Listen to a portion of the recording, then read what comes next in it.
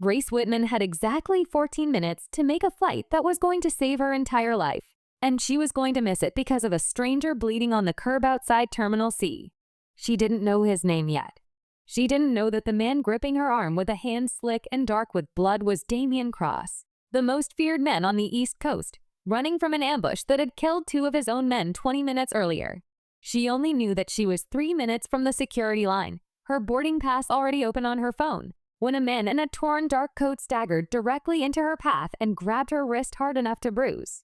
"Don't react," he said low, urgent, his voice carrying a controlled calm that didn't match the blood soaking through his shirt at the shoulder. "Just walk with me." Slowly. Toward the parking structure. "Let go of me," Grace said, yanking her arm back, adrenaline sparking through her exhaustion. "I have a flight in 14 minutes. There are 2 men behind you in gray jackets," the stranger said, not letting go, his eyes flicking once past her shoulder with a precision that told her, somewhere beneath her fear, that this man had done this kind of calculation before. "If I let go of you right now and walk away alone, one of us is going to get hurt in the next 60 seconds, and it might not be me." Grace's heart slammed against her ribs. She glanced back despite herself and saw them, 2 men, moving with a deliberate, unhurried purpose through the crowd that looked nothing like ordinary travelers rushing for a gate. "I don't know you," she said, her voice shaking now despite herself. "I know," the man said. "Walk." She walked. Whether out of fear, instinct, or some desperate hope that cooperation was the fastest way through danger, she let this bleeding stranger steer her toward the parking structure exit, every step taking her further from her gate, her flight, the interview in Chicago that represented the only real chance she'd had in 3 years to escape the apartment with the broken heater and the landlord who let himself in without knocking, and the 2 jobs that still weren't quite enough to cover Tommy's school fees. By the time a black car screeched to the curb and 2 more men in dark suits pulled the stranger inside without a single word to her, Grace was standing alone at the parking structure exit with her suitcase still in one hand, her phone buzzing uselessly in the other with a boarding notification that had already closed. She had missed her flight. She stood there for a long moment, staring at the space where the car had disappeared into traffic, feeling something in her chest collapse the way a building collapses, not all at once, but floor by floor, each one crushing the one beneath it.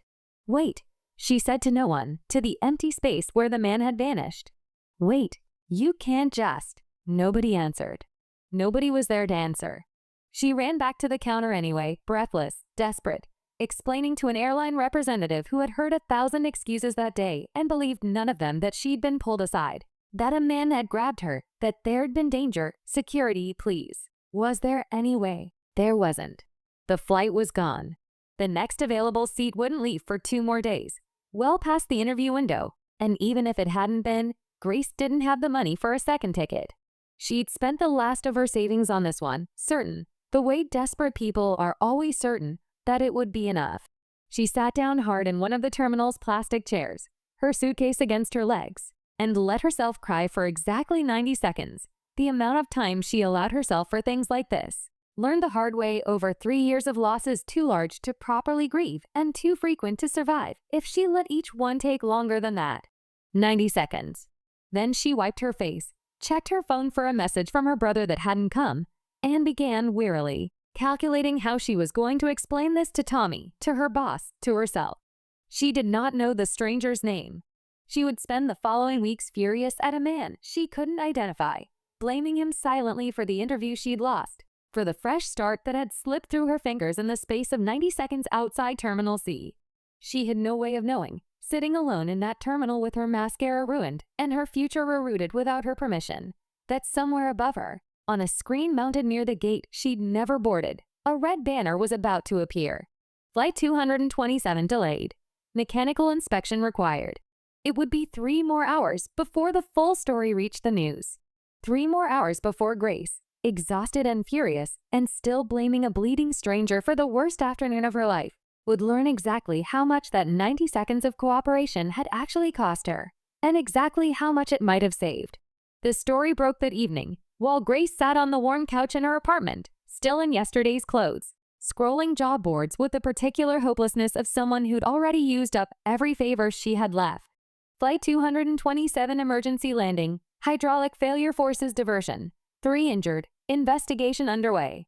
She read the headline twice before it fully landed. Her flight. The one she'd missed by 90 seconds because a bleeding stranger had grabbed her wrist outside Terminal C. Her hands went cold around her phone. She read the article 3 times, searching for the words that would tell her it wasn't as bad as the headline made it sound, and found instead a quote from an airline spokesperson describing a hydraulic system failure that could have been catastrophic had it occurred at cruising altitude instead of during final approach. She sat very still for a long time after that, the apartment's single working lamp casting long shadows across a room too small for the life she'd been trying to build inside it. She should have been on that plane. She thought of the stranger's hand on her wrist, the calm urgency in his voice, the 2 men in gray jackets she'd nearly convinced herself, in the days since, she'd imagined out of stress and exhaustion. She thought about how furious she'd been, sitting in that terminal chair, silently cursing a man whose name she didn't even know. She did not know, scrolling through the article a 4th time, that 4 blocks away, in a penthouse office with security cameras disabled and blood still faintly staining the collar of a shirt he hadn't yet changed, Damien Cross was reading the exact same headline. He set his phone down slowly on the desk.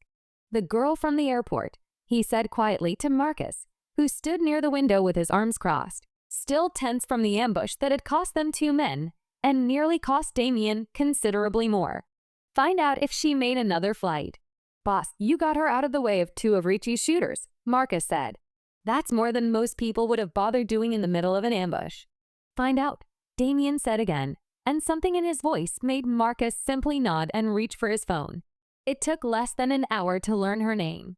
Grace Whitman, 26, address on the east side, 2 jobs. A younger brother in the system's care technically, but living with her in practice. A missed flight to Chicago that had cost her an interview she couldn't easily replace. Damien read the summary Marcus handed him and felt something shift in his chest that he didn't examine too closely. He had pulled dozens of people out of the path of danger over the years, in dozens of ways, and never once felt compelled to follow up on what happened to them afterward. This was different, though he couldn't have said exactly why, perhaps the particular, unbearable irony of having cost a stranger her one real chance at a better life while simultaneously, unknowingly, saving that same life from ending on a runway 3 hours later. "The interview she missed," Damien said. "Find out if the position's still open." It was. A single phone call from an anonymous industry contact, one of the many quiet favors Damien's legitimate business interests could call in without anyone tracing the request back to organized crime at all, was enough to secure Grace a second interview slot, conducted remotely this time, scheduled for the following week. Grace received the email 3 days later and stared at it for a long time, disbelief warring with a cautious, fragile hope she'd learn not to trust too quickly. "Due to unforeseen circumstances affecting your original interview, we are pleased to offer you a rescheduled virtual interview slot, personally requested by a valued industry partner who spoke highly of your application." She had no idea who the industry partner was. She assumed, distantly, it must be some clerical grace extended to everyone whose travel had been disrupted by the news-making flight failure, though something about the specificity of the wording nagged at her in a way she couldn't fully name. She got the job 3 weeks later, remote to start, with relocation assistance promised for the following quarter, and cried real tears this time, not the controlled 90-second kind, sitting at her kitchen table with Tommy's arms wrapped around her shoulders and a job offer glowing on her laptop screen. She still thought, sometimes, about the man from the airport. She thought about him with less fury now, and more confusion, turning the encounter over in her mind the way a person turns over a coin looking for a mint mark, some detail that would explain why a stranger's blood-slicked hand around her wrist had ended up saving her life instead of ruining it. She did not expect to see him again. She was wrong. 3 weeks after her new job began, walking home late from a celebratory dinner with a coworker, Grace turned down her usual street and found a man leaning against the brick wall near her building's entrance, watching the street with the same quiet, controlled alertness she remembered from Terminal C, except this time, his eyes found hers immediately, and there was no blood, no torn coat, only a dark, expensive jacket and an expression that made her stop dead on the sidewalk. "You," she said, disbelief and old anger colliding in her chest all at once. "You're the reason I missed my flight." "I know," Damien said quietly. "I also know that flight went down over Lake Erie during final approach, and that you would have been on it." Grace's mouth opened, then closed, 7 different emotions warring for control of her voice at once. "Who are you?" she said finally. Damien held her gaze steadily, something careful and unreadable moving behind his eyes. Someone who owes you an explanation, he said. If you're willing to hear it. Grace did not invite him upstairs. She led him instead to a small all-night diner 2 blocks from her apartment, the kind of neutral, brightly lit space that felt safer than any private conversation, and sat across from him in a booth with her arms crossed, waiting. Start talking, she said. Who were those men? Why did you grab me? And how did you know about my flight going down before I did? I run a shipping and logistics business, Damien said, choosing his words with obvious care. It attracts a certain kind of enemy. That afternoon, 2 men were sent to kill me at the airport. You were standing close enough that if I'd walked away from you instead of toward you, you likely would have been caught in whatever happened next. That's not an answer, Grace said. That's a very careful non-answer. Something that might have been respect flickered across Damien's face. You're right. It is. He was quiet a moment. I'm not going to lie to you about who I am, Grace. But I'm also not going to hand you information that puts you in more danger than you're already in, simply by having crossed paths with me twice now. Danger, Grace repeated. You think this is the 2nd time. This is maybe the 4th time I've seen you outside my building this month, isn't it? I've caught glimpses. I told myself I was imagining it. Damien didn't deny it. I wanted to make sure the men who attacked me that day hadn't connected you to what happened. I needed to be certain you were safe before I ever approached you directly. So you've been what? Watching me. Without telling me. Yes, Damien said, with a bluntness that surprised her more than a denial would have. I know how that sounds. I'm not asking you to be comfortable with it. I'm telling you the truth because you deserve at least that much, even if I can't give you everything else yet. Grace sat back slowly, studying him across the table, the careful stillness in his posture, the way his eyes tracked the diner's door and windows without seeming to, the particular controlled danger she'd sensed in him at the airport now fully visible in the harsh fluorescent light. The interview, she said slowly. The one that got rescheduled. That was you two, wasn't it? Damien didn't answer immediately, which was answer enough. Why? Grace said, her voice tightening. Why does any of this matter to you? I'm nobody. I'm a barista with a part-time catering job and a brother in foster placement I'm trying to get custody of. Whatever world you're part of, I don't belong in it, and I don't understand why you're in mine. Because I nearly cost you your future to save my own life, Damien said quietly. And then I found out the accident of saving you from that first danger also saved you from a second one you never even knew was coming. I don't believe in coincidence, Grace. Not in my line of work. When something happens twice like that, I pay attention. Grace looked at him for a long moment, something in his careful honesty disarming the anger she'd been carrying since Terminal C more effectively than any apology could have. I don't know what to do with any of this, she admitted. I don't know if I should be grateful or terrified. Probably both, Damien said. That would be the reasonable response. Something almost like a laugh escaped her, surprising them both. You're strange, she said. For a dangerous manual. I've been called worse, Damien said, and this time something in his expression softened, just slightly, into what might have been the beginning of a real smile. Over the following weeks, Grace found herself, against every careful instinct she possessed, letting Damien back into her life in small, cautious increments. Coffee after her shifts, once a genuinely kind gesture when he quietly resolved a threatening situation with her landlord that she only understood the full shape of months later. A night he sat with her at the hospital when Tommy came down with a fever that frightened them both, saying almost nothing, simply staying until the doctor confirmed it wasn't serious.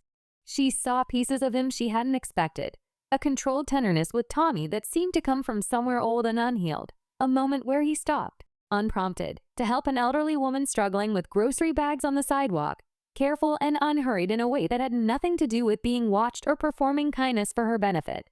She also saw, with growing unease, the way certain people on her street began treating her differently, a persistent, unwanted presence from her building's superintendent simply vanishing without explanation. A coworker who'd been quietly harassing her at the coffee shop suddenly transferred to another location. Did you do that? She asked him directly one evening after the superintendent incident. Whatever you did to make Frank stop coming around. I had a conversation with him, Damien said carefully. What kind of conversation? the kind that ensured he understood some behaviors have consequences he'd rather avoid. Grace's jaw tightened. I didn't ask you to fix my problems for me, Damien. I've been handling things on my own for 3 years. I don't need you making people disappear from my life without my permission. I know, Damien said. I'm working on that. Old habits. The argument that followed was sharp, real, neither of them backing down easily. Grace furious at feeling managed, Damien struggling, genuinely, to explain a lifetime of solving problems through control rather than partnership. And it was in the middle of that argument, standing on her building's front steps with voices raised, that Damien's phone buzzed once, sharp and urgent. He read the message, and his entire posture changed in an instant. We need to go inside, he said, already scanning the street. Now, Grace. What? Now? The black sedan that had been idling half a block down pulled forward as they moved, and the first gunshot cracked through the evening air before either of them reached the door. Damien moved fast, pulling Grace down behind a parked car as the second shot shattered the front window of her building's lobby, glass raining across the steps they'd been standing on seconds earlier. Stay down, he said, his voice flat and controlled in a way that terrified her more than the gunfire had. He had a weapon in his hand now, drawn from somewhere beneath his jacket with a speed that told Grace, in one devastating instant, exactly how much of himself he'd been carefully hiding from her. 2 more shots. Then, from somewhere behind them, Marcus and 2 other men Grace had never seen before moved in fast, and the confrontation ended almost as quickly as it began, the black sedan peeling away from the curb, tires screaming, disappearing around the corner before Grace had fully processed that she was still alive. She sat on the cold concrete with her back against the parked car, shaking. Damien crouched in front of her, checking her over with hands that weren't quite steady either. You're not hit, he said. Grace, look at me. You're not hit. Who was that? She said, her voice thin and shaking. Damien, who just shot at us.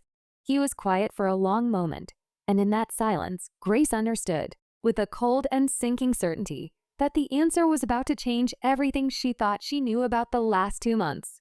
My name is Damien Cross, he said finally. I run an organization most people would call organized crime. Shipping, real estate, and considerably more than that beneath the surface. The men who attacked me at the airport, the men who just shot at us tonight, they work for a rival family that's been trying to take my territory for 3 years. And you are now, because of me, a target in a war you never chose to be part of. Grace stared at him, the pieces of 2 months finally, violently arranging themselves into a shape she should have seen from the beginning. You're a mafia boss. Yes. You've been lying to me since the airport. I've been withholding, Damien said, refusing to soften it with easier language. I told myself I was protecting you. I understand now that it was also a kind of lie, and you deserve better than that from me. Grace stood up shakily, putting distance between them, her whole body trembling with adrenaline and betrayal in equal measure. I need to get Tommy somewhere safe. I need to get away from this. From you. I'll have men positioned around your building tonight, Damien said. Not to control you. To keep you both alive while you decide what you want to do next. You don't owe me anything, Grace. Not gratitude, not trust, not forgiveness. But please, let me at least make sure you're safe while you figure out what comes next. She didn't answer him that night. She packed a bag with shaking hands, took Tommy to her friend Priya's apartment across town, and did not sleep, replaying every gentle, careful moment of the last 2 months against the sound of gunfire on her own front steps. By morning, exhausted and hollowed out, she called him. Tell me everything, she said. All of it. No more careful non-answers. He did. Sitting across from her in Priya's small kitchen, with Marcus posted quietly outside, Damien told her about a father murdered in a rival ambush when Damien was 19, about inheriting an empire he hadn't asked for and had spent 15 years trying to run according to a code his father had never actually followed himself, about a life built entirely around control because control was the only thing that had ever kept the people he loved alive. I don't expect you to forgive any of this, he said quietly once he'd finished. I only wanted you to have the truth finally, completely, so that whatever you decide, you're deciding with all the information I should have given you from the start. Grace sat with it for a long time, old fear and a strange, unwilling understanding moving through her in equal measure. I'm not the monster you're afraid I am, Damien said quietly, watching her face. But I understand if that's not enough. Before Grace could answer, Marcus appeared in the doorway, his face carrying the particular grim urgency Damien had learned over years meant something had gone badly wrong. "Boss, we have a problem. Enzo's been feeding information to Ricci's people for months. He just confirmed Grace's location to the enemy directly." Marcus's jaw tightened. They're already moving. Enzo Marchetti had been with Damien's organization for 6 years, close enough to the inner circle that his betrayal landed like a physical blow. "Why?" Damien said, when Marcus laid out the evidence 20 minutes later, encrypted messages, a payment trail leading straight to a shell account controlled by Ricci's organization. 6 months of quiet, patient treason. "He blames you for his brother's death," Marcus said grimly. "The Delgado situation 2 years ago. His brother was one of the men we lost in that operation. Enzo never said a word about it afterward. I don't think any of us realized how deep the resentment ran until now." Damien absorbed this in silence, an old grief he'd carried carefully for 2 years reshaping itself around a betrayal he hadn't seen coming from inside his own walls. There was no time to sit with it. Grace was already gone. Priya's building had been breached 20 minutes earlier, quiet, efficient. No gunfire this time. Simply 2 men who'd used Enzo's information to slip past a security detail that trusted the wrong face. Grace had fought, according to Priya's shaking account, had thrown a lamp and screamed loud enough to wake the floor below. But 2 men against one exhausted, terrified woman had never been a fair fight. Damien's control, carefully maintained through 2 months of restraint, finally, completely broke. "Find her," he said, his voice gone cold and absolute in a way that made even Marcus take an involuntary step back. "I don't care what it costs. I don't care what territory we lose defending this. Find her tonight." They traced her within 3 hours to a warehouse on Ricci's side of the harbor, the kind of location chosen specifically to draw Damien directly into a trap. And Damien knew it, walked into it anyway, because the alternative was leaving Grace inside it a moment longer than necessary. Grace, meanwhile, had not spent those 3 hours simply waiting to be rescued. Bound to a chair in a cold, unfamiliar room, she'd used every quiet minute to study her surroundings. The loose bolt on the chair's left arm, the guard's habit of checking his phone every few minutes instead of watching her, the single window high on the wall that suggested a fire escape just beyond it. By the time Damien's men breached the warehouse's east entrance, Grace had already worked one wrist free and was reaching for the bolt on the second restraint. 3 years of surviving alone on her own resourcefulness finally paying off in the moment that mattered most. The confrontation that followed was fast, brutal, and costly. Ricci himself was there, confident in the trap he built, and it took every ounce of Damien's control not to let fury override strategy entirely. "You should have stayed out of my territory, Cross," Ricci said, a gun leveled steady at Damien's chest. "Instead, you fell for a girl who was never going to survive this world anyway." "She's already survived more of it than you think," Damien said. And it was true. Grace, one wrist free, had already worked the second restraint loose, was already moving toward the window she'd identified hours earlier. The shot that followed did not hit Grace. It hit Damien, catching him high in the shoulder as he threw himself between Ricci's line of fire and the chair where Grace had been sitting seconds earlier, the momentum sending him hard into the concrete floor. Grace screamed his name, adrenaline overriding every careful plan. And in the chaos that followed, Marcus's men breaching fully, Ricci's own people scattering under superior numbers, Enzo himself found and subdued in a separate part of the building. Grace crawled across broken glass and concrete to reach Damien, pressing both hands hard against the wound at his shoulder while blood soaked warm and terrifying through her fingers. "Stay with me," she said, her voice breaking. "Damien, please, stay with me." "I'm not going anywhere," he said, though his voice had gone rough and thin with pain. "Grace, I need you to know." "Don't," she said. "Don't say something like this is goodbye." "Not now." "You changed me," he said anyway, refusing to let the moment pass unspoken. 2 months ago, I didn't believe there was anything left in me worth changing. I was wrong. Ricci did not survive the confrontation. Enzo did, though what remained of his future within Damien's organization, or outside a federal courtroom, once evidence of his betrayal reached the right hands, was considerably smaller than the 6 years of trust he'd spent building before throwing it away. Damien survived too, though the recovery that followed was slower and more difficult than either of them expected. Weeks of Grace sitting beside a hospital bed the way he'd once sat beside hers.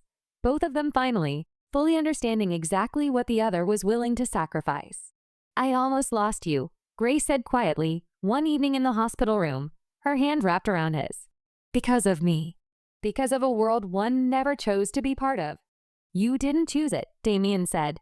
"But I think, somewhere in the last 2 months, I stopped believing the world one built was the only one I was capable of living in." 6 months passed, and the empire Damien Cross had spent 15 years building began, slowly and deliberately, to change shape entirely.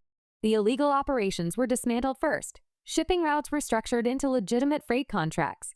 The more dangerous holdings sold off or dissolved outright, a process that cost him considerable money and even more standing among the remaining families who'd once feared him. He did not care. He had spent 15 years building power he'd never actually wanted, inherited from a father whose code he'd finally, fully rejected the night he watched Grace's blood-soaked hands pressed against his own wound, and understood exactly what that life had nearly cost them both.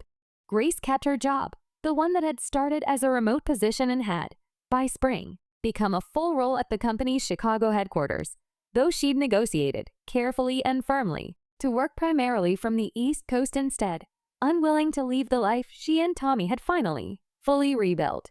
Tommy's custody case closed in March, finalized with Grace as his legal guardian, no longer a foster placement, but a permanent home, and Damien had been there in the courtroom, quiet and steady in the back row. The same careful protectiveness Grace had once resented now, simply a part of the life she'd chosen to build alongside him. On a warm afternoon in early June, Grace found herself back at the same airport where all of this had started, though this time the circumstances could not have been more different.